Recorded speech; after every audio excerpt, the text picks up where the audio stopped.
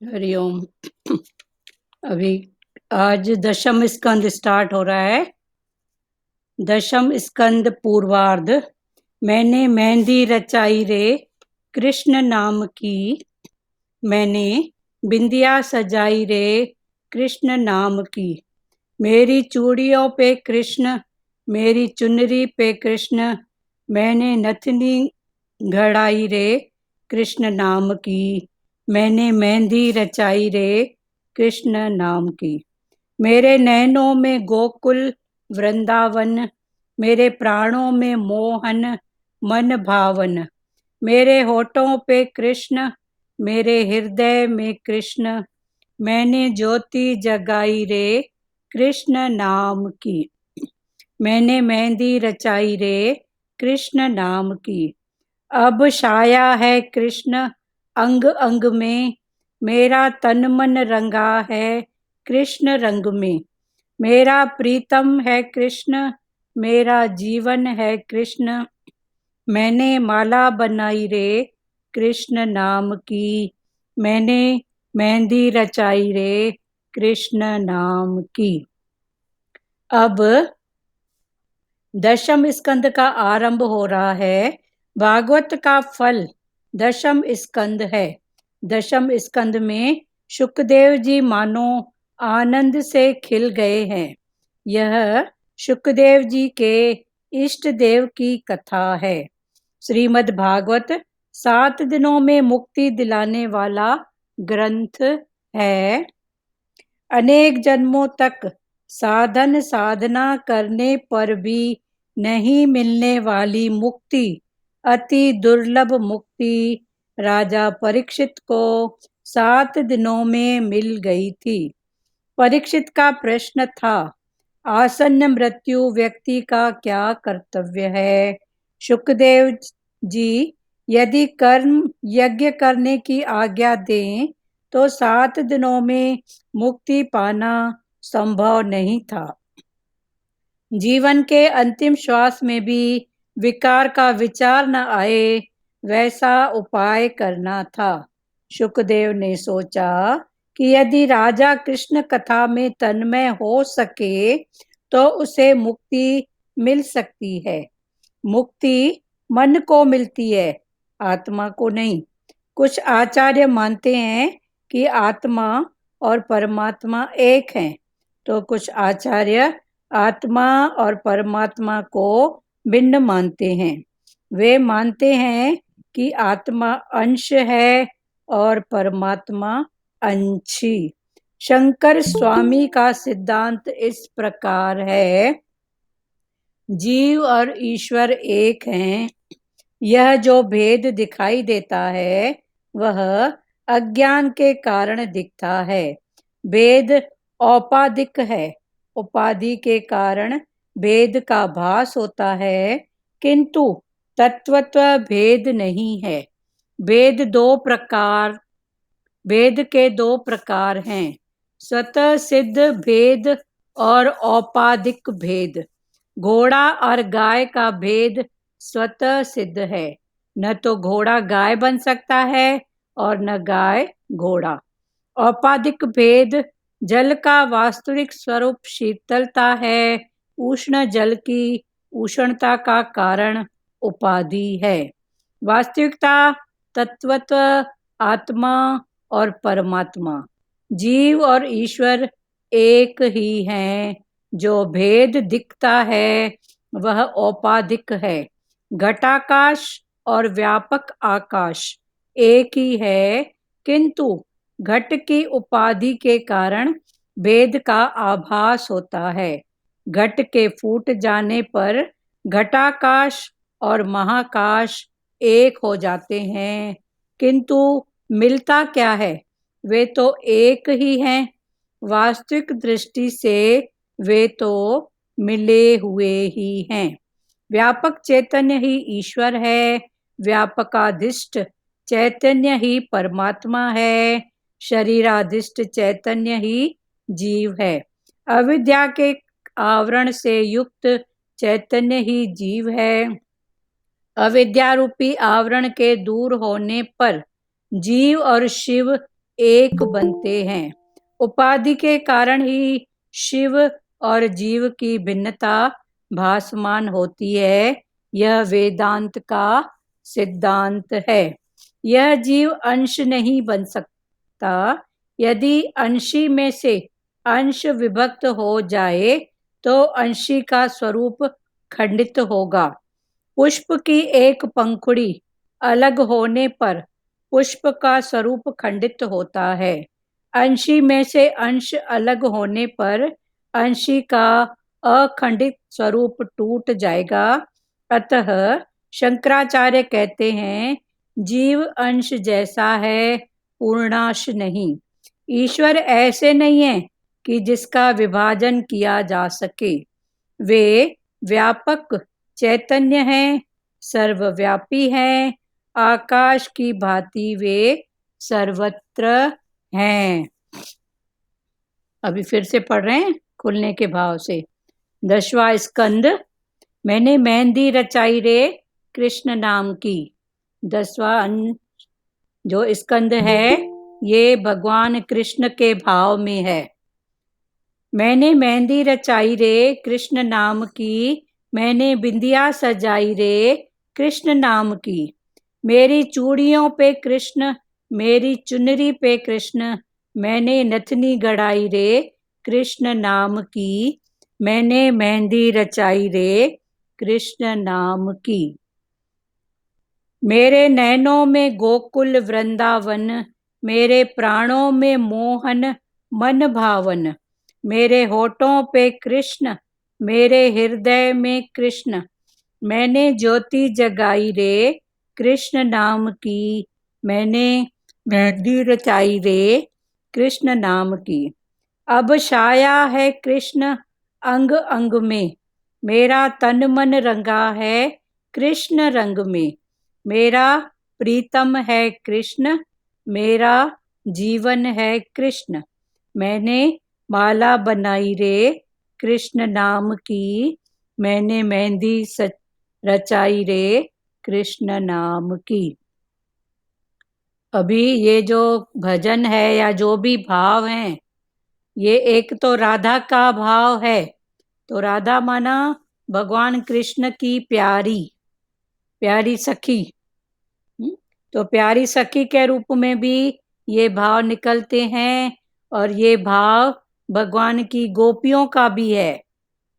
तो इधर ये भाव कृष्ण के प्रति जिसका जो भाव है, कोई गोपी भाव से भजे, कोई राधा भाव से भजे, कोई किसी भी भाव से भजे।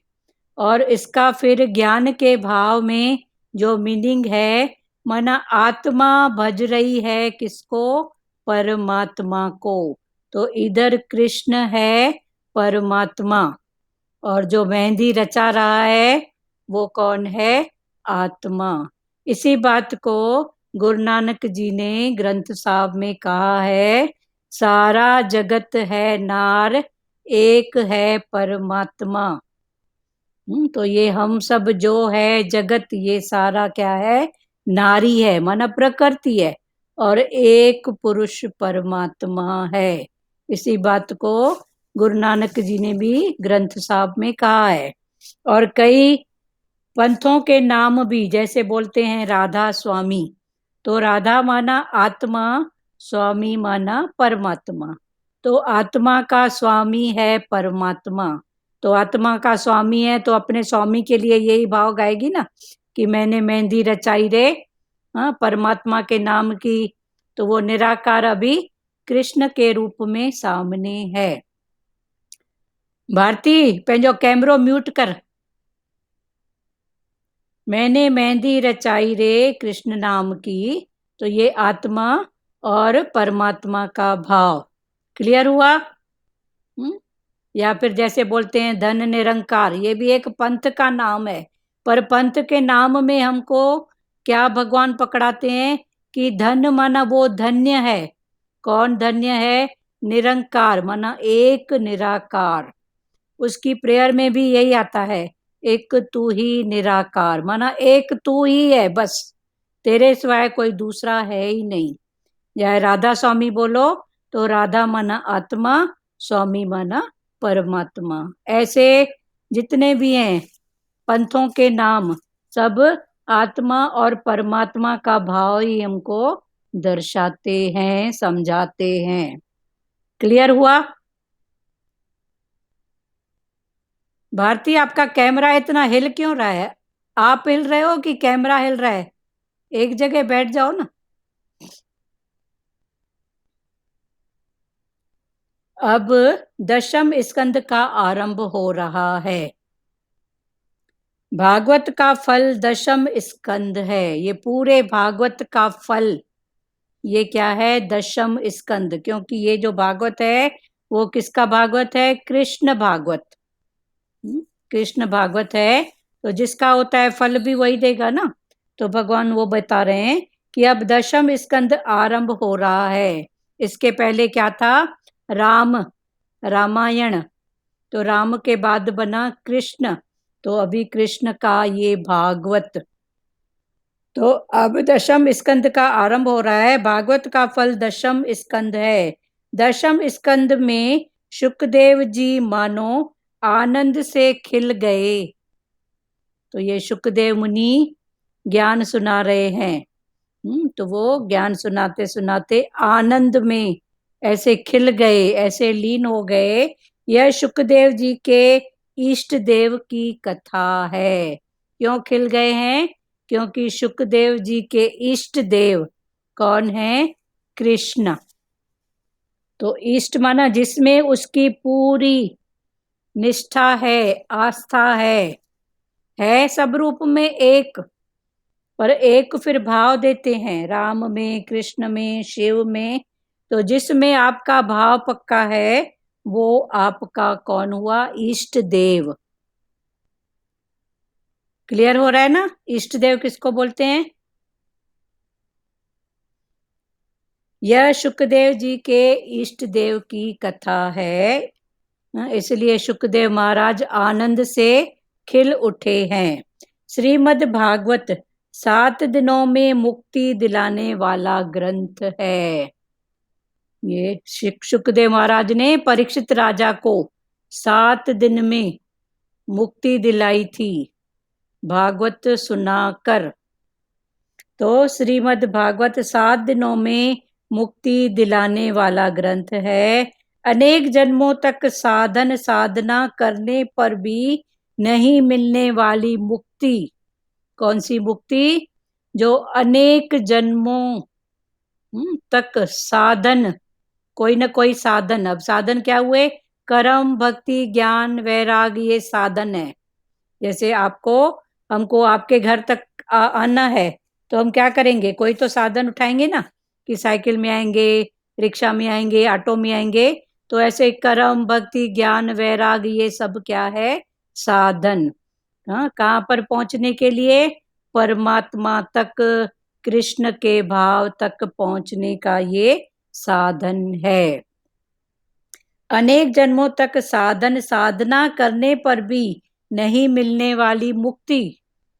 ऐसी साधना करते करते तभी भी वो मन की मुक्ति नहीं मिलती है। अति दुर्लभ मुक्ति राजा परीक्षित को 7 दिनों में मिल गई थी। ऐसी मुक्ति जो अति दुर्लभ है। तो दुर्लभ क्यों है?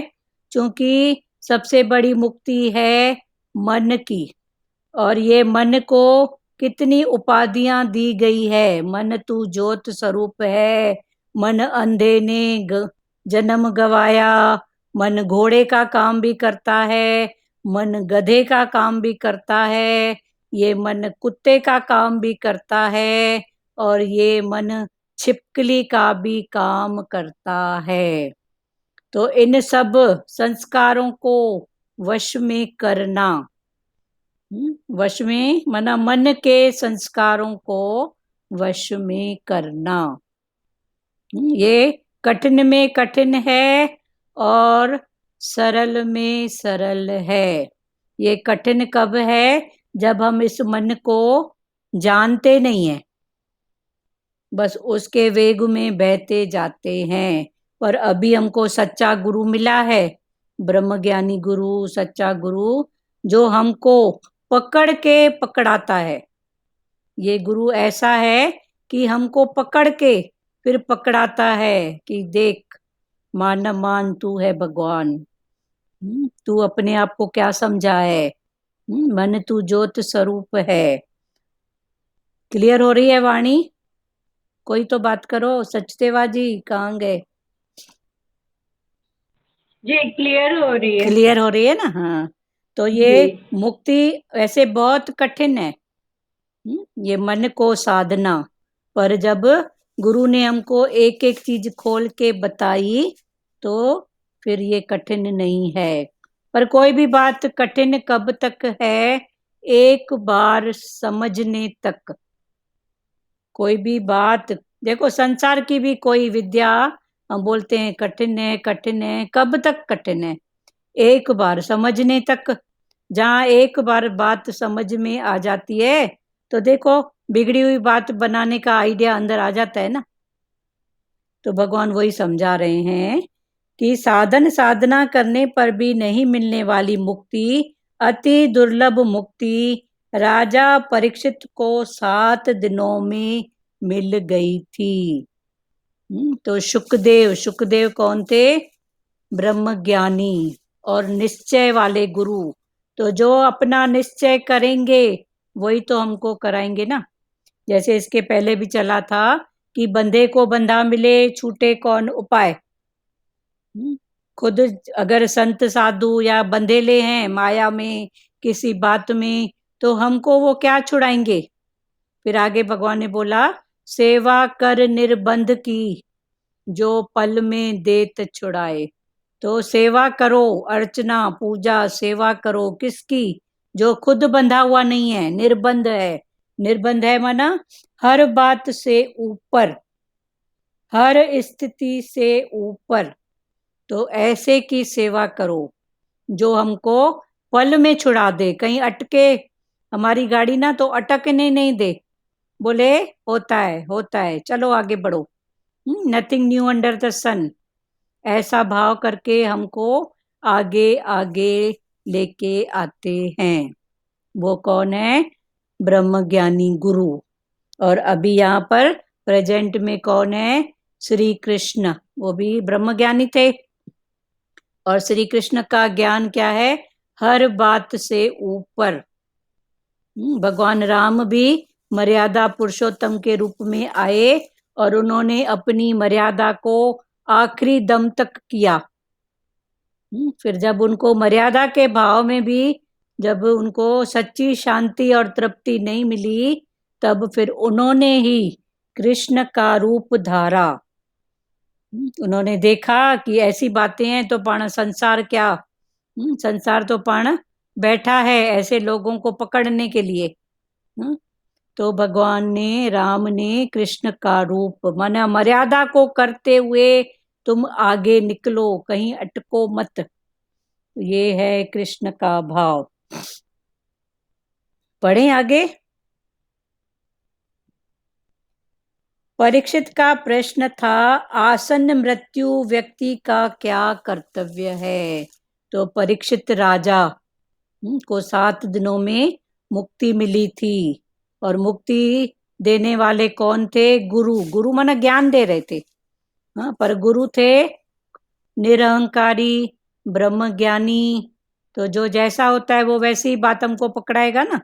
तो शुकदेव को भी ऐसे गुरु मिले। शुकदेव, इसको परीक्षित राजा को शुकदेव गुरु मिले हैं जो उनको 7 दिनों में मुक्ति। तो भगवान ने बोला ये 7 दिन जो है, सोमवार, मंगलवार, बुधवार, गुरुवार, शुक्रवार, शनिवार, रविवार, फिर से सोमवार आता है। तो ये 7 दिन, तो ये 7 दिन में हम सब का भी कोई न कोई एक दिन फिक्स है।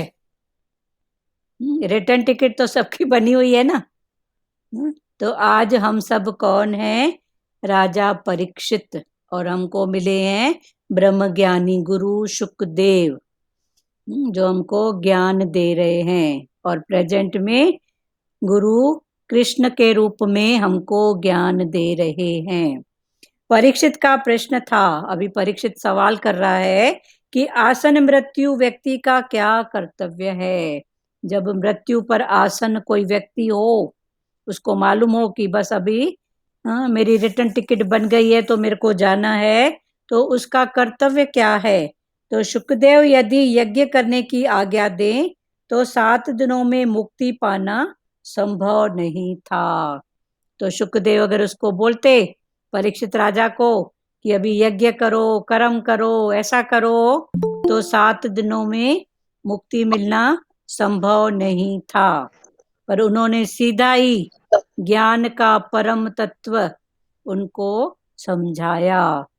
जैसे इतना बड़ा दूध होता है, दूध को जमाते हैं, दही फिर बिलोते हैं, तो लास्ट में क्या निकलता है, मक्खन। तो ये मक्खन बोला, अभी इसके पास टाइम नहीं है कि ये दूध लेके आए, गरम करे, फिर दही जमाए, पर अब इसको किसकी जरूरत है, मक्खन की। तो शुकदेव मुनि ने परीक्षित राजा को डायरेक्ट मक्खन ही खिलाया, पर उन्होंने भी खाया और हजम किया कब, जब उनकी भी ऐसी चाहना थी कि कैसे मुक्ति, अभी मृत्यु तो सर पे खड़ी है, तो मैं कैसे मुक्त हूं। परीक्षित का प्रश्न था, आसन मृत्यु व्यक्ति का क्या कर्तव्य है। शुकदेव जी यदि यज्ञ करने की आज्ञा दें तो 7 दिनों में मुक्ति पाना संभव नहीं था। जीवन के अंतिम श्वास में भी विकार का विचार न आए, वैसा उपाय करना था। ये मन घोड़ा, ये मन गधा, पता नहीं कहाँ कहाँ दौड़ता है। भगवान ने बोला ना, जैसे सागर की लहरें सागर की शोभा हैं, ऐसे ये मन रूपी सागर की लहरें, ये क्या हैं, विचार। ये जो थॉट है ना, ये इसकी लहरें हैं। पर भगवान ने बोला, तू कौन है इन लहरों को जानने वाला। हर बात, हर लहर से ऊपर उठ जा, हल्का हो जा, हल्का, भारी हो के मत पकड़ ज्ञान को। तो अंतिम श्वास में भी विकार का विचार न आ पाए, वैसा उपाय करना। शुकदेव ने सोचा, यदि राजा कृष्ण कथा में तन्मय हो सके तो उसे मुक्ति मिल सकती है। तब शुकदेव को ऐसा भाव आया, तो उनके मन में ऐसा भाव आया कि इसका जो मन से मुक्ति कैसे, तो इसको ऐसी कथा सुनाऊं भगवान की कि इसका तन मन एक रस हो जाए, भाव में विभोर हो जाए, भगवान की कथा में ये लीन हो जाए। तो यदि राजा कृष्ण कथा में तन्मय हो सके तो उसे मुक्ति मिल सकती है। तो ये तन्मय कौन होएगा, मन। तन के साथ मन जुड़ा हुआ है, मन के साथ तन। तो मन अगर उसमें लय हो गया है, लीन हो गया है, तो तन का उसके साथ कनेक्शन है, मना तन भी लीन।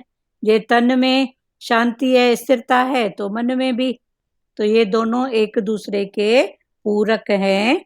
तो कृष्ण कथा में तन्मय हो सके तो उसे मुक्ति मिल सकती है।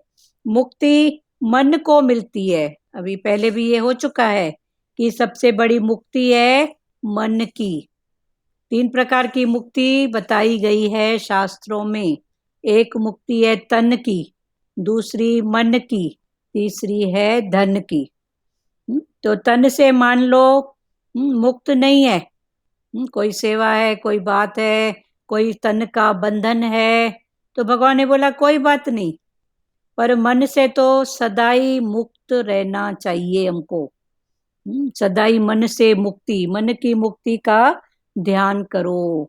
भगवान ने बोला, अगर टॉयलेट में हो, बाथरूम में हो, राह चलते हो, तो इस मन पर गहरी दृष्टि रखो कि इसमें थॉट कौन सा, विचार है तो कौन सा है। तो इस मन पर हमको बहुत गहरी दृष्टि रखना है। और सबसे बड़ी मुक्ति है मन की। तन भी मुक्त नहीं है, कोई बात नहीं, पर भगवान ने बोला मन तो तेरी अंदर की बात है, तू इसको जानने वाला बन और इसको हर बात से ऊपर कर, मना मन को किसी में भी अटका के मत रख। अब इसमें किसी को बात करना है तो करो, वाणी खुलेगी।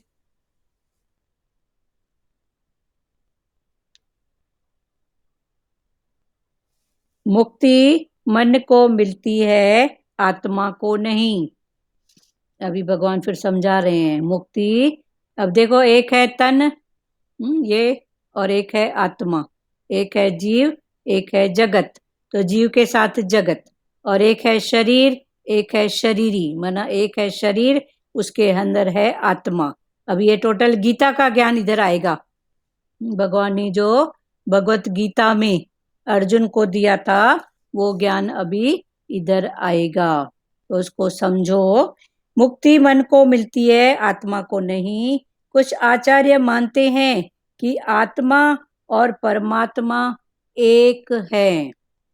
कुछ आचार्य ऐसा मानते हैं कि आत्मा और परमात्मा एक हैं, यो मानते हैं, पर जानते नहीं हैं और पहचानते नहीं हैं। माना उन्होंने कुछ पढ़ाई की है, पढ़ाई करके उन्होंने कुछ अनुभव प्राप्त किया है, तो उस अनुभव के आधार पर वो मानते हैं कि आत्मा और परमात्मा एक है। एक्चुअल में वो क्या है? वो तुमरी गत मत तुम ही जानी। जैसे वो दृष्टांत एक बार चला था ना, कि गांव में हाथी आया, तो वहां रहते थे 4 अंधे गांव में। तो चारों अंधों ने सोचा कि हाथी को देखें कैसा होता है, तो सब गए हाथी के पास। तो हाथी को उन्होंने ऐसे टच किया, स्पर्श। तो एक ने उसका कान पकड़ा स्पर्श से, तो बोला अरे ये तो सूपे जैसा है, छुपा छज्जू होता है ना, उसके जैसा। दूसरे ने उसकी पूंछ पकड़ी, तो बोला अरे ये तो किसके समान है?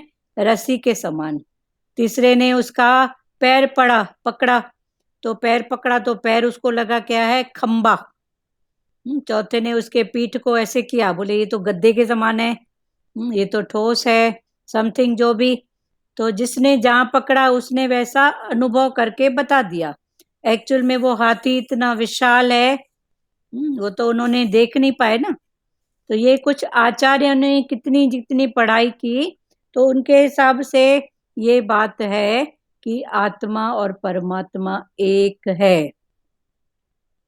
तो कुछ आचार्य आत्मा और परमात्मा को भिन्न मानते हैं। तो कोई आचार्य इसको अलग अलग मानते हैं कि आत्मा अलग है, परमात्मा अलग है। एक्चुअल में वो क्या है? हाँ, फिर आ जाओ, तुमरी गतमत तुम ही जानी। उसकी गतमत वही जाने, उसको आज तक न कोई देख सका है न पहचान सका है, पर अनुभव के आधार पर बस। वे मानते हैं कि आत्मा अंश है और परमात्मा अंशी। तो कुछ ऐसा मानते हैं कि आत्मा अंश माना छोटा सा, ये पूरा अंशी है परमात्मा, उसमें आत्मा छोटा अंश है। इसमें किसी को बात करना है प्यारों? क्लियर है? लाज माता, लाज माता कुछ बोलोगे? शंकर, हरिओम दीदी। हाँ हरिओम चो माता। आज भी वाणी क्लियर है? क्लियर है ना? हाँ। शंकर स्वामी का सिद्धांत इस प्रकार है, अभी अलग अलग मत सिद्धांत बता रहे हैं। तो स्वामी शंकर जी थे, उनका सिद्धांत इस प्रकार है, जीव और ईश्वर एक है। उनका कहना क्या है कि ये जीव और ईश्वर एक है।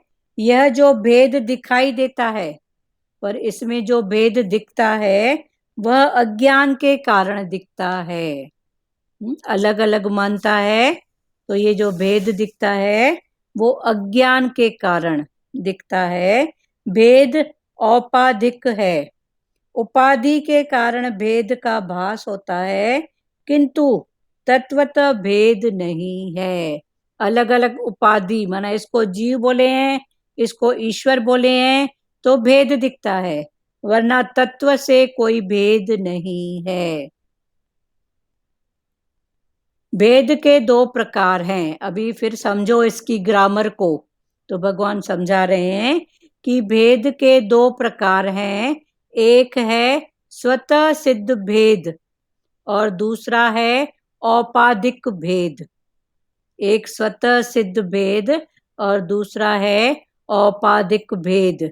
घोड़ा और गाय का भेद स्वतः सिद्ध है। जैसे एक घोड़ा है, एक गाय है, तो इन दोनों में जो भेद है ये स्वतः सिद्ध है। इसको बताने की, समझने की जरूरत नहीं है कि ये घोड़ा है तो घोड़े को गाय नहीं बोल सकेंगे, गाय को घोड़ा नहीं बोल सकेंगे। तो ये स्वतः सिद्ध है। न तो घोड़ा गाय बन सकता है और न गाय घोड़ा। घोड़ा घोड़ा है, गाय गाय है। तो ये स्वतः सिद्ध, हाँ, वो अपनी सिद्धि खुद ही बता रहे हैं कि मैं गाय हूं, मैं घोड़ा हूं। और दूसरा है औपाधिक भेद, माना जल का वास्तविक स्वरूप शीतलता है, उष्ण जल की उष्णता का कारण उपाधि है। और दूसरा है औपाधिक, माना उपाधि। एक्चुअल में तो फलानी टीरी है, पर चूंकि उसका नेचर है ठंडा तो हम बोलते हैं ये माई ठंडी है।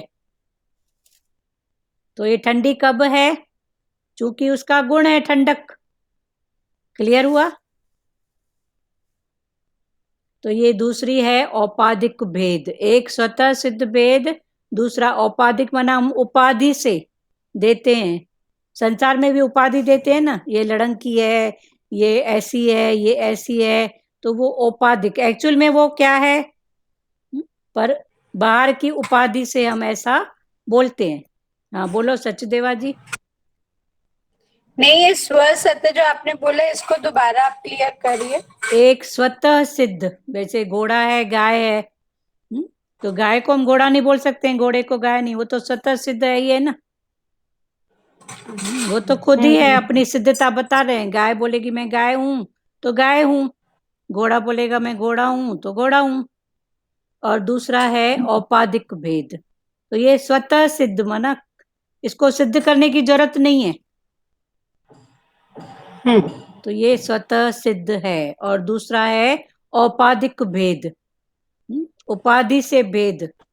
जैसे किसी का, हाँ मतलब है वो माई ठंडी, पर किसी के प्रति वो अगर कुछ गलत भाव या क्रोध वाला भाव कर रही है तो उसको उपाधि दी जाती है ना, ये तो क्रोधीनाथ है।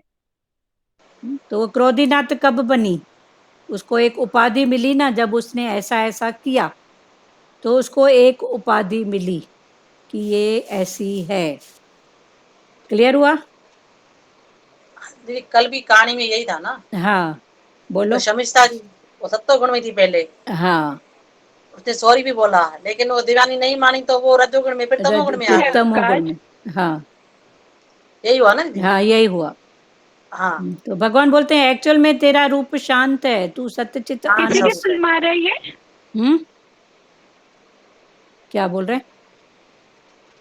एक्चुअली में वो शांत स्वरूप है। हाँ सत्यदेव कुछ बोल रही है, सत्यदेव कुछ बोल रही है। हाँ हाँ सर, क्या बोल रहे जी सचदेवा जी आप? साउंड कट रहा है। साउंड कट रहा है तो आपकी मिस्टेक है। हाँ दीदी यहाँ नहीं कट रहा है, उनके यहाँ कट रहा है। हाँ वही तो, ऐसे डिस्टर्ब हो रहा है अभी बहुत।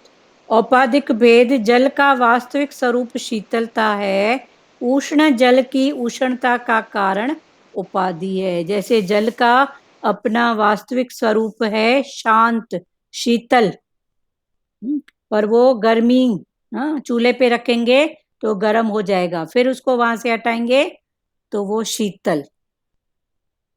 वास्तविकता, तत्वत, आत्मा और परमात्मा। अब ये वास्तविकता क्या है? तत्व से और आत्मा और परमात्मा, जीव और ईश्वर एक ही हैं। तत्व से सब एक ही हैं, जो भेद दिखता है वह औपाधिक है, पर उसमें जो ये भेद दिखता है वो औपाधिक, उपाधि से दिखता है। घटाकाश और व्यापक आकाश एक ही है, किंतु घट की उपाधि के कारण भेद का आभास होता है। जैसे घटाकाश और व्यापक आकाश। तो घटाकाश, घट माना मटका, तो आज हम सब कौन हैं? मटके। या संसार में जितने भी हैं प्राणी, जीव जंतु प्राणी, उनको एक मटका समझो। किस, जैसे मटका है, सुराही है, तो सबके शेप अलग अलग है ना, तो ऐसे ही ये सब घट अलग अलग हैं, पर सबका घटाकाश, जो उसके अंदर आकाश है, वो व्यापक एक ही है। जो तेरे में है सत्ता, पावर, तत्व, वो मेरे में है, वो ही सब में है। तो ये है घटाकाश। और एक है मठाकाश। मठ माना आकाश, ये पूरा आकाश एक ही है। पर एक फिर अलग अलग घटों में, जैसे हाँ, अलग अलग कई प्रकार की मटकियां हमने पानी की भरी, सुराही भरी पानी की, और मटकी भरी अलग अलग शेप की। तो ये अलग अलग शेप, ये जो जीव जंतु प्राणी, हाँ, इंसान आदमी सब, ये अलग अलग घट हैं। पर इन सब घटों में शक्ति, पावर एक ही है। क्लियर हुआ ये? तो घट घट ये हो गया घटाकाश, माना आकाश है, पर वो घट के रूप में उसने ऐसा रूप धारण किया। हाँ बोलो, हाँ बोलो, क्या बोल रहे हो? कई घट तो मन को भी बोलते हैं ना, कहते हैं ना छला घट में वेश। हाँ, घट में वेश, चले उन्हें जे घट में वे। हाँ, तो घट मन को भी बोला जाता है, या उसके अंदर की जो अंदर की जो स्थिति है, भगवान का भाव। चल घट में वेश उन्हें जे साईं भगवान, ऐसे बोलते हैं ना। तो घट माना मन भी है। घट का मन एक अर्थ मन भी है। तो ना घट में भगवान वेश, तो उसके अंदर घट में, या उसका जो भी है सत्य का भाव उसमें। चलो बहुत अच्छी बात है। वास्तविकता, तत्वतः आत्मा और परमात्मा, जीव और ईश्वर एक ही है। जो भेद दिखता है वह औपाधिक है, पर ये जो भेद दिखता है ये उपाधि के स्वरूप होता है। जैसे गाय है, कुत्ता है, तो ये भेद है ना, पर उनके अंदर भी एक ही आकाश, एक ही परमात्मा की सत्ता है। घटाकाश और व्यापक आकाश एक ही हैं, किंतु घट की उपाधि के कारण, वो घट की उपाधि माना मटका है, सुराही है, चिलम है, उसकी उपाधि के कारण भेद का आभास होता है। वो अलग दिखता है, पर एक्चुअल में वो अलग नहीं है। वो परमात्मा, वो सत्ता एक ही है। घट के फूट जाने पर घटाकाश और महाकाश एक हो जाते हैं। जब वो घट मटका फूट जाता है तो वो घटाकाश और महाकाश उस आकाश में मिल जाता है, एक हो जाता है। किंतु मिलता क्या है? फिर भगवान पूछ रहे हैं, मिल तो जाता है, तो मिलता क्या है? वे तो एक ही हैं। जैसे ये कमरे में पूरा आकाश है, पर मैं ऐसे बाउंड्री लगा दूंगी तो ऐसे लगेगा ये बाउंड्री है, पर बाउंड्री टूटी तो क्या होगा? वो पूरा एक ही हो जाएगा ना। तो भगवान वही बोलते हैं, किंतु मिलता क्या है? एक्चुअल में है तो एक ही ना, वे तो एक ही है। वास्तविक दृष्टि से वे तो मिले हुए ही हैं। अगर वास्तविक दृष्टि से देखो तो वो अलग है ही नहीं, वो मिले हुए ही है। बात करना है प्यारों। घटाकाश, महाकाश, क्लियर हुआ? और सब जगह व्यापक। वो भजन है ना, तो में नमो में जुदाइया, सूरत बेनी जी उहाइया उहाइया उहाई। न तेरे में न मेरे में जुदाई है, दोनों की सूरत वही है। सीरत में फर्क आ गया है, बाकी सूरत वही है। कर्मों में फर्क आ गया है। ये तू भी वैसे कर्म में कर तो तू और मैं एक ही हैं। वो है ना, मिट्टी जा बर्तन कुमर ठाया, नाला सभिनि जा ॿिया ॿिया ॿुधाया। को घुगी, को घड़ो, को चिलम, को नड़ो, को नंढो, को वॾो।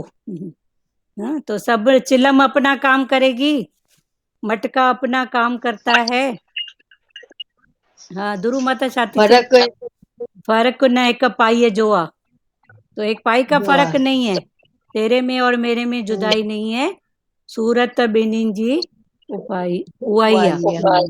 तो ये वही है, घटाकाश, महाकाश, मठाकाश। हाँ, मठाकाश, घटाकाश, ये सब जगह वो आकाश ही व्यापक है। जैसे साइंस की भाषा में आकाश को इथर बोलते हैं, इथर, सब जगह इथर ही इथर है, खाली कुछ नहीं है। तो इथर, इथर परमात्मा का एक भाव है, सब जगह वही है। हाँ, अभी बात करो, क्लियर हुआ? इधर लगता है खाली सचदेवा जी और राजमाता सत्संग सुनते हैं, और इधर ध्रुव माता। कुछ तो बोलो प्यारों, तो गवाणी बढ़े भी। और मेनका, आज मेनका आई है। मेनका कुछ तो खोल वाणी के प्यारी। हाँ दीदी। हाँ बोलो। हाँ मतलब वाणी बहुत क्लियर है, मतलब घटाकाश और महाकाश हाँ, ये क्लियर हुआ ना? दोनों एक ही, हाँ हाँ एक ही है ना, हाँ, एक ही दोनों है। में। हाँ हाँ, दोनों में कुछ फर्क नहीं है। नहीं है, पर उपाधि के कारण वो दिखता है। जैसे मटका है, सुराही है, हाँ, अंदर हाँ आकाश एक ही है, पर वो सुराही ने ऐसा शेप लिया है तो लगता है ये हाँ सुराही है। तो ऐसे ही हाँ जितने भी जीव जंतु हैं या आदमी हम्म, इंसान हैं, उन्होंने ऐसा हाँ शेप ले, तो शेप के कारण वो अलग दिखाई देता है, पर एक्चुअल में हाँ वो अलग नहीं है। जब वो शेप हम्म, टूटा, मटका टूटा, तो आकाश हम्म, तो आकाश में मिल गया। मिल गया। तो हाँ एक्चुअल में वो अलग था ही नहीं। हम्म, ठीक है, बिल्कुल। तो ये हाँ घटाकाश, और महाकाश, वो महाकाश। आकाश सब जगह व्यापक है। मतलब दोनों एक ही, घटाकाश फूट जाता है तो महाकाश में विलीन मिल हो जाता जाता है है, मतलब। हाँ मिल जाता है। और दी मठाकाश। मठ, घट एक एक हो गया, अलग अलग मटके। फिर हाँ वो तो हो गया हाँ मठ। मठ, मठ या घर। हाँ मठ बना पूरा फैला हुआ, और सब फैला हुआ सब जगह एक है, वो व्यापक आकाश। आकाश। तो है तो आकाश ही सब आकाश ना। हाँ सब महाकाश में मिल जाते हैं। हाँ, सब महाकाश में, फिर वो हरिओम जब दीदी। पूरा एक हो गया तो वो हो गया महाकाश। हाँ ठीक है। हरिओम दीदी। हाँ हरिओम, बोलिए।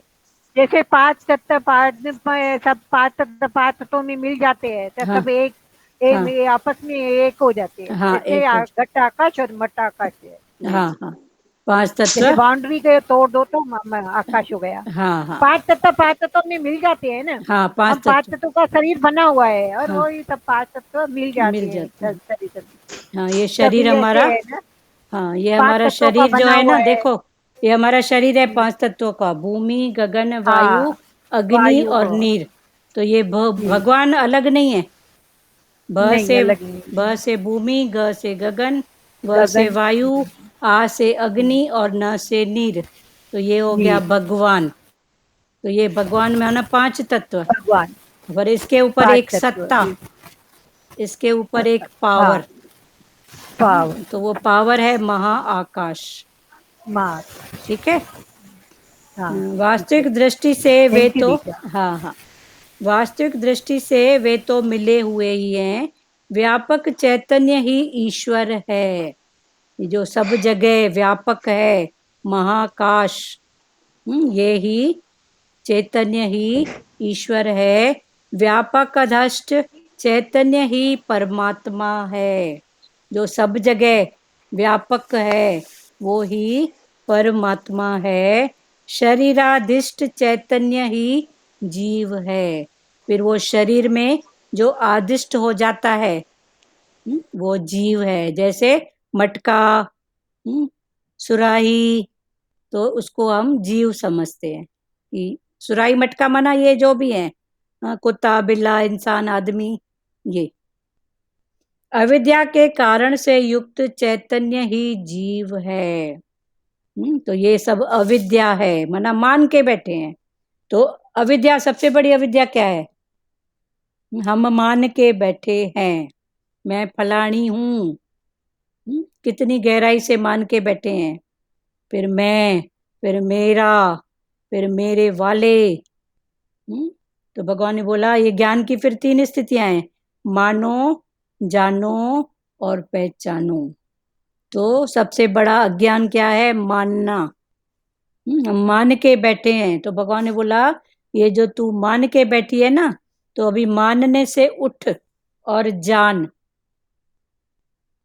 कि मैं कौन, मेरा कौन, मेरे लिए कौन।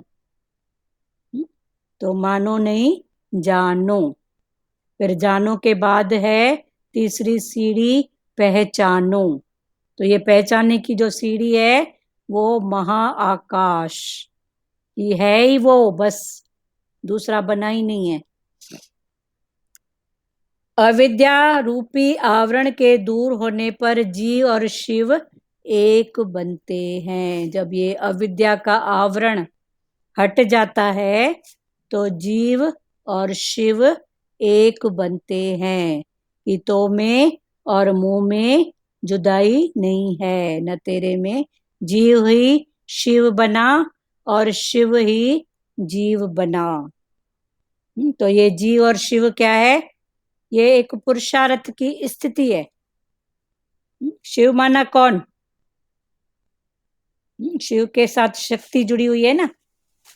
पार्वती, पार्वती शक्ति का प्रतीक है। कर्म भक्ति में भी जाओ तो ऐसे ही बोलते हैं ना, शिव शक्ति। तो शिव की शक्ति माना पार्वती, माना प्रकृति और पुरुष।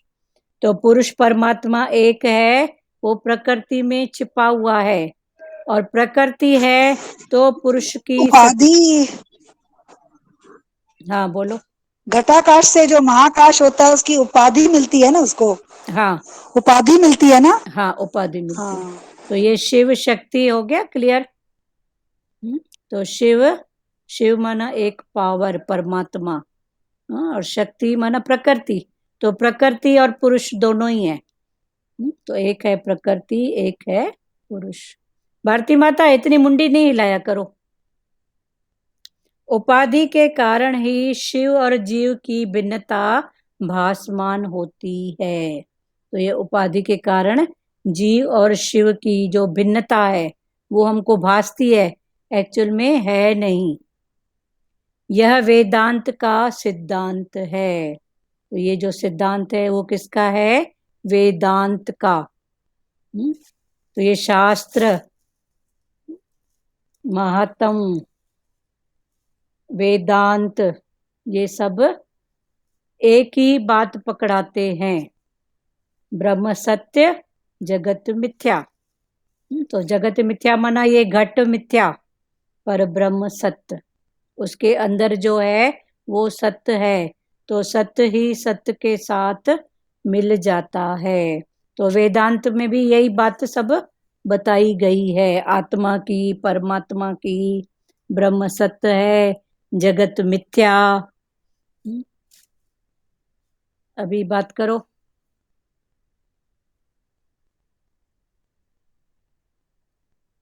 पढ़ें आगे। दीदी हाँ जी। बोलते हैं ना, ब्रह्म ही सत्य है बाकी सब मिथ्या। ब्रह्म ही सत्य है बाकी सब मिथ्या। ये भजन है ना। हाँ, ब्रह्म सत्य है बाकी मिथ्या, यही है, यही है, नहीं नाम रूप जाना जिसने, रम गया उसमें। जिसने जाना वो रम गया। यही भजन है, यही है, नहीं नाम रूप। नाम रूप नहीं है। जाना, जिसने जाना, हाँ वही हाँ, वही उसमें रम गया। तो रम गया। जानते जानते वो नहीं है कि वो सागर में गई नमक की डली खोजने, पता ही नहीं पड़ा कब उसमें मिल गई। लीन हो गई। हाँ, लीन हो गई। तो ये बात भी वही है ना, जैसे जैसे उसकी खोज ना करोगे वैसे वैसे चुप होती जाएगी। बोलने वाला कौन, किसकी सत्ता। तो जब उसकी सत्ता महसूस होगी तो आपे ही चुप होती जा रही है ना, अभी करनी नहीं पड़ रही है। चुप, शांति, रिलैक्स। ये भी कौन, ये भी कौन, ये भी कौन, जब है ही एक सत्ता, है ही एक पावर। यह जीव अंश नहीं बन सकता। यदि अंशी में से अंश विभक्त हो जाए तो अंशी का स्वरूप खंडित होगा। अभी जीव है और एक है ईश्वर, तो अभी दोनों की बात भगवान अलग अलग रूपों से, अलग अलग भावों से, आत्मा परमात्मा, अंश अंशी, जीव, सजीव चेतन, निर्जीव चेतन, ऐसा करके भगवान हमको अलग अलग भावों से समझा रहे हैं, पर बात एक ही समझनी है, ब्रह्म सत्य जगत मिथ्या, बस वही सत्य है। तो यह जीव, खंडित वाली बात क्या बोली? वो खंड अंशी से अगर अंश अलग हो जाता है तो अंशी खंडित हो जाता है। हाँ, यह जीव अंशी नहीं अंश बन सकता है। यह जीव, जीव है माना अंश है, तो यह हाँ। जीव अंश नहीं बन सकता यदि अंशी में से अंश विभक्त हो जाए तो। यदि अंशी में से ये अंश विभक्त हो जाए तो अंशी का स्वरूप खंडित होगा? भगवान पूछ रहे हैं। नहीं होगा ना? तो वो पूछ रहे हैं होगा, तो नहीं होगा। हाँ, पुष्प की एक पंखुड़ी अलग होने पर पुष्प का स्वरूप खंडित होता है? नहीं होता है, वो तो जो है सो है। अंशी में से अंश अलग होने पर अंशी का अखंडित स्वरूप टूट जाएगा। अतः शंकराचार्य कहते हैं जीव अंश जैसा है। इसलिए शंकराचार्य जी ने जितनी पढ़ाई की है उस पढ़ाई के अनुभव के आधार पर कह रहे हैं, क्या कह रहे हैं कि जीव अंश जैसा है, पूर्णांश नहीं है। ईश्वर ऐसे नहीं है जिसका विभाजन किया जा सके। वे व्यापक चैतन्य हैं, सर्वव्यापी हैं, आकाश की भांति वे सर्वत्र हैं। आकाश जैसे सब जगह है वैसे ईश्वर भी सब जगह है। क्लियर हुआ मेनका जी? मेनका, अभी ये शंकराचार्य का भाव है। अभी फिर वैष्णव आचार्य मानते हैं, जैसे 4 अंधों की बात थी ना, तो जिसने जितना जितना समझा, तो ऐसे शंकराचार्य ने भी जितनी बात समझी उन्होंने कही। अभी वैष्णव जो भगवान के भाव, वैष्णव के भाव में रहते हैं, तो वैष्णव आचार्य मानते हैं कि जीव और ईश्वर एक नहीं है। उनका कहना है कि जीव और ईश्वर एक नहीं है, जीव ईश्वर का अंश है। जीव कौन है? ईश्वर का अंश है। अंशी से अंश के विभक्त होने पर भी अंशी का नाश नहीं हो पाता। अंशी से, देखो मिट्टी का इतना बड़ा डल्ला हो, उसमें से थोड़ी सी अगर मिट्टी निकाल दी जाए तो भी मिट्टी तो मिट्टी रहेगी ना। जो उसके गुण रूप स्वरूप होंगे वो छोटे से रूप में जो हमने निकाले हैं उसमें भी वही होंगे। जो छोटे मिट्टी के ढेले को बड़े मिट्टी के ढेले के साथ मिला देंगे तो फिर मिल जाएंगे, तो दोनों में रूप गुण तो वही है ना। तो उनका कहना ऐसा है, इसका वैष्णव का। इसी प्रकार अंश के विभक्त होने पर अंश का नाश नहीं हो पाता। मिट्टी के बड़े ढेले से थोड़ा ढेला मिट्टी का निकालेंगे तो इसका मतलब अंश का नाश नहीं हो पाता।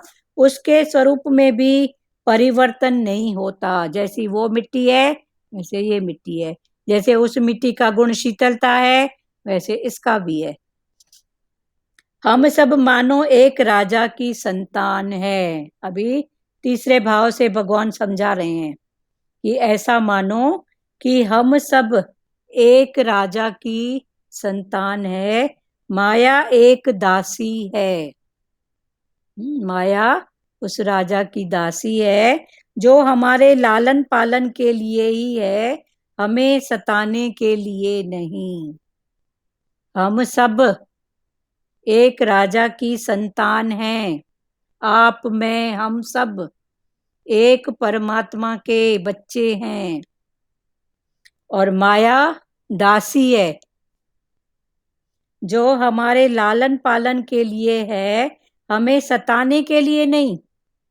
माया हमारी दासी है, पर हमारे लालन पालन के लिए है, कि जो जरूरत है शरीर की लालन पालन के लिए बस। पर उस माया को पकड़ के हम अपने आप को दुखी करें, सताएं, उसके लिए माया नहीं है। हो रहा है क्लियर? पर हम क्या उल्टा काम करते हैं, माया में पण कितने अपने आप को सताते हैं, खप्पे खप्पे में, इच्छाओं में, वासनाओं में, कामनाओं में। पर भगवान ने बोला ये जो माया है ना, वो एक निमित्त, बस निमित्त मात्र है लालन पालन करने के लिए, कि इसके लिए जरूरी है बस। ये शरीर है, इसके लिए भोजन जरूरी है, खाना, ठीक है।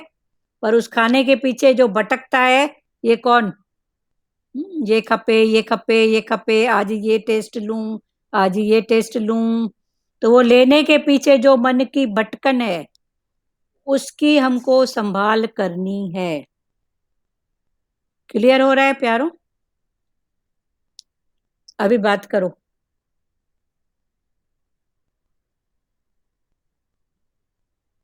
हम सब मानो एक राजा की संतान है, माया एक दासी है, जो हमारे लालन पालन के लिए ही है।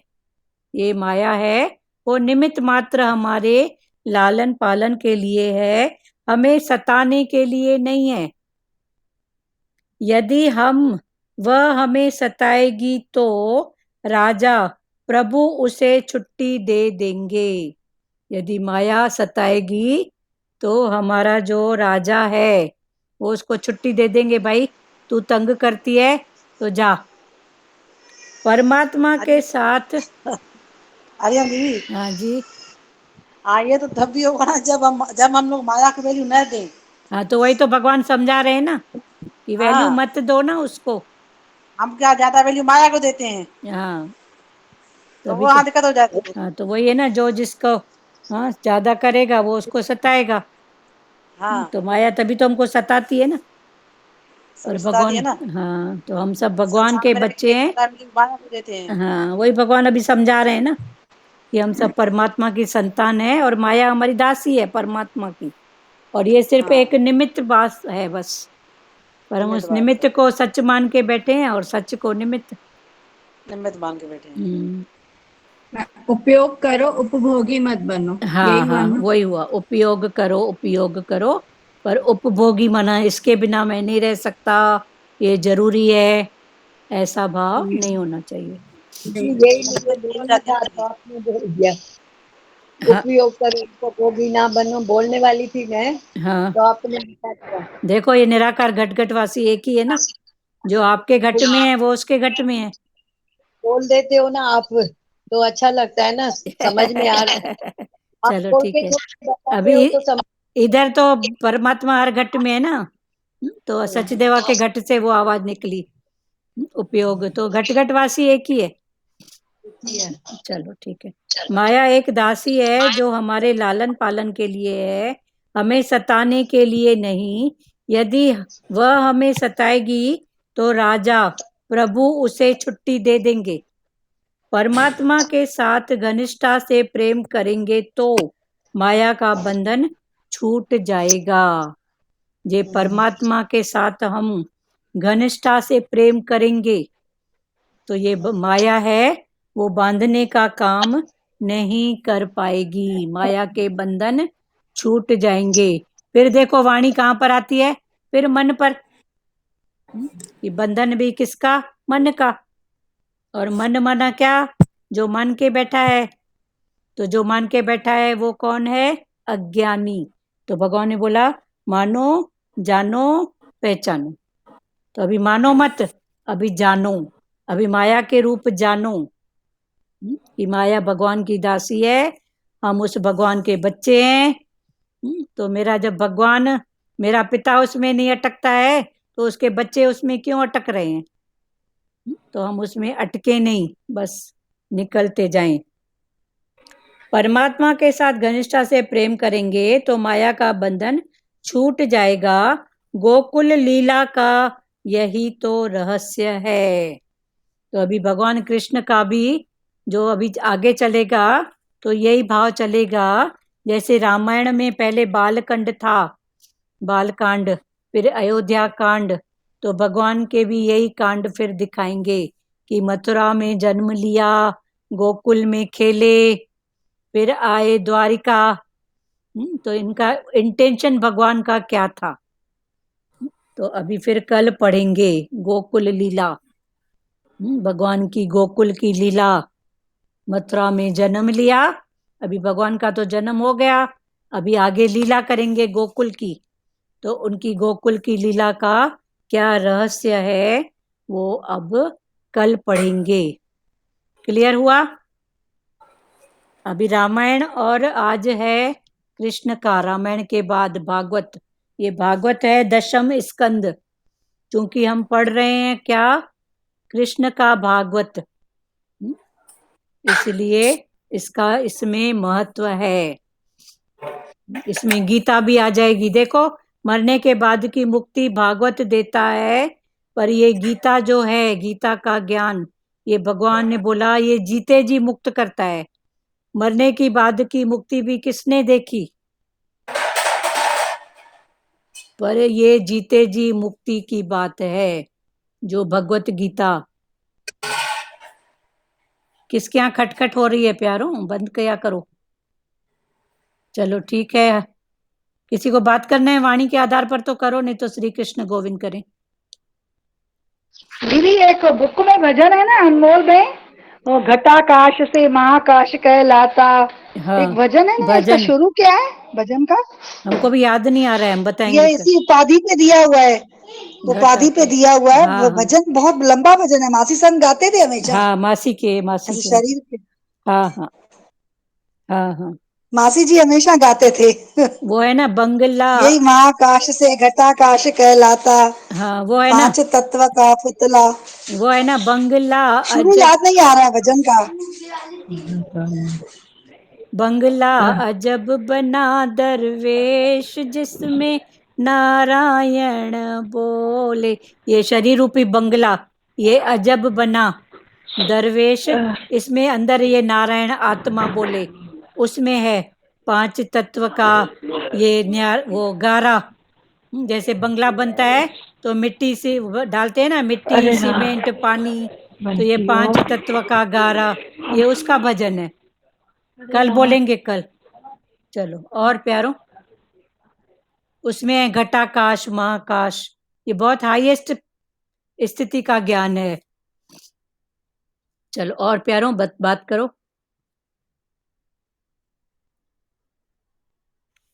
कुछ बोलना है वाणी के आधार पर, नहीं तो श्री कृष्ण गोविंद बोलें। चलो आज कोई वचन नहीं बता रहे हो तो कोई बात नहीं, कम से कम इतना बताओ कि वाणी ज्यादा भारी तो नहीं लग रही है ना सबको? नहीं नहीं ना, चलो ठीक है, नहीं। क्योंकि हाईएस्ट ज्ञान है आत्मा का, वो घटाकाश। हाँ, करते करते समझ में भी आ जाएगा, पर भारी नहीं लगना चाहिए बस। चलो इससे तो आज एक थोड़ा भजन भी है, सांसों के तार तार में गुरु नाम को पिरो लो, हाँ, शुभ कर्म करके पुण्य का जीवन बीज वो बोलो, हाँ, सही बात। जीवन का एक एक पल अनमोल है खजाना, इनमें से एक पल भी नहीं लौट के आना, हाँ, आनंद रस से अपना अंतरण भी घोलो, हाँ, आनंद रस है अपना अंत आनंद भी घोलो। हरण भी घोलो। हाँ, सच्ची बात है। आज पूरी वाणी का इसी का ही सार है, सही सार है आपकी वाणी हाँ, का तो। हाँ, यही सारा सही बात है ना। चलो और प्यारो, जैसे जैसे सूर्य है ना, एक जैसी रोशनी देता है 10 घरों में एक जैसी, तो भगवान इससे वाणी से यही देता है कि हम भी ऐसे एक जैसी रोशनी, एक जैसी आवाज, एक जैसी शुद्ध भावना फैलाएं। हाँ, कि हर जैसे एक ही घट में, घट से जो आवाज उठे या शुद्ध भावना जो भी, सब में एक जैसी हो जाए। हाँ, हाँ, सही बात। चलो बहुत अच्छी बात है। और प्यारो, चलो श्री कृष्ण गोविंद करें। 2 लाइनें और भी हैं, 2-3 बोलो लाइनें। बोलो बोलो। गुरु की ये निशानी, मीठी सी उसकी वाणी, हाँ, मीठे से बोल मेरे गुरु की झलक सुहानी, हाँ, बोलो तो मीठे बोले, अमृत हृदय में घोले, हाँ, सांसों के तार तार में गुरु नाम को पिरोलो। हाँ, सांस बीती का गम तू ना कर, वो मिट गया अंधेरा, खुलती आंखें आंखें होत वह सवेरा। हाँ मेरे गुरु घर गुरु पधारे, हाँ अंतर के नैन खोलो, हाँ सांसों के तार तार में गुरु नाम को पिरोलो। हाँ, सांसों मतलब गुरु माने, या गुरु बोलो, परमात्मा बोलो, शक्ति बोलो, वो निराकारी साकार है, गुरु है, उसी को बोलो। सच्ची बात है, बहुत अच्छा लगा। चलो श्री कृष्ण गोविंद करें। श्री कृष्ण गोविंद हरे मुरारी, हे नाथ नारायण वासुदेवा। श्री कृष्ण गोविंद हरे मुरारी, हे नाथ नारायण वासुदेवा। मात पिता गुरु सखा हमारे, हे लक्ष्मी नारायण वासुदेवा। मात पिता गुरु सखा हमारे, हे लक्ष्मी नारायण वासुदेवा। हरे राम राम राम हरे हरे, हरे कृष्णा कृष्णा कृष्णा हरे हरे, हरे राम राम राम हरे हरे, हरे कृष्णा कृष्णा कृष्णा हरे हरे। हरि ओम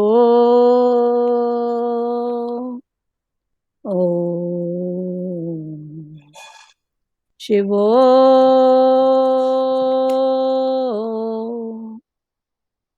हरिओम। हरिओम प्यारों, हरिओम सबको, हरिओम। ठीक है, बंद करें।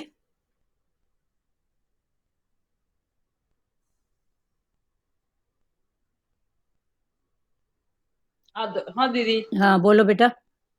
हाँ एक वचन अच्छा लगा हाँ कि माया हम मतलब भगवंता और प्यार करेंगे तो माया छूट जाएगी। हाँ तो मतलब जो उपभोग मतलब जो मतलब का है वो माया यूज करो। हाँ, उपयोग करो। जैसे आपके पास हाँ पेन है, लिखने का काम है, उपयोग करो, फिर रख दो। हाँ पर इसके हाँ बिना मैं नहीं चलूंगी, ऐसी पेन चाहिए, ऐसी इंक हाँ। चाहिए, तो ये हम्म। उपभोग की बात हुई ना। तो ये उपभोग की बात पेन हुई। सिर्फ समझाने के लिए है। कईयों को लगता है हम्म। ना, खाना हो तो ऐसा ही, ऐसी हाँ। टेस्ट और ऐसा ये, हम्म। सोना है तो ऐसा ही पलंग चाहिए, ऐसा ही गद्दा चाहिए। तो भगवान ने बोला हम्म। ये क्या बात है। अब समय हाँ। परिस्थिति की बात अलग है, दुख सुख की वो बात अलग है, पर मन का हम्म। एक नेचर हो जाता है ना कि ऐसा हाँ ही चाहिए। ऐसे तो भगवान ने बोला चाहिए। ऐसा क्यों। हम्म। इसलिए उपयोग करो, उपयोग, पर करो उपभोगी ना उपभोगी। बनो हाँ, कि बना इसके बनो। हाँ बिना मेरा नहीं चल सकता है, चलेगी। ऐसा ही हम्म। चाहिए।